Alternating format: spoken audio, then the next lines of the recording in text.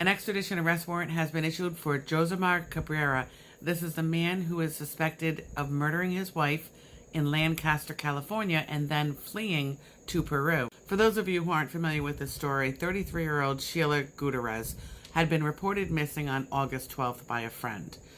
On August 13th, her neighbor was combing through their Ring camera footage and found this: her husband dragging something large wrapped in either a tarp or a sheet from his apartment home in their apartment complex.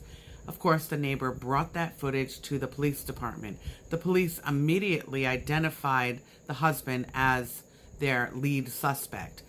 They started the investigation, went to the apartment. He had already fled. They began the investigation, which led them to Angeles National Forest. Well, about 6 days later from that initial phone call of where she was reported missing, they discovered her body at 10 a.m. on August 16th in this national forest. Now, their three children, their three sons, were also reported missing.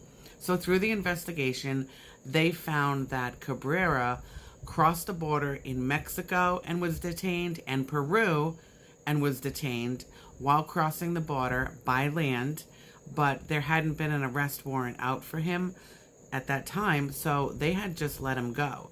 So he is in Peru. He fled to Peru with the three boys, and the authorities obviously now have worked with the authorities over in Peru, where the Peruvian authorities are watching him. They're keeping an eye on him, but the three boys were taken into protective custody. Now, his story, when he went back to Peru, he told family members that she had been taken by ICE, and he took the boys and fled back to Peru. That was his story.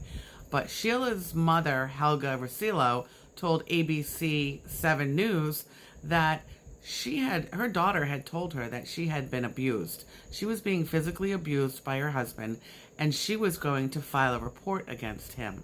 Now, the LA County Sheriff's Office released a press alert today saying that prosecutors have filed the extradition arrest warrant. He's charged with 1-count murder with allegations of using a knife as a deadly weapon. The three boys are still in protective custody in Peru. Peruvian authorities are working with U.S. authorities to try and get him back here. And if he's convicted, he will receive 26 years to life in prison for murder. I will keep you updated on this, of course. Please like, follow, and share so that I can continue to provide you with content. And I really appreciate you being here.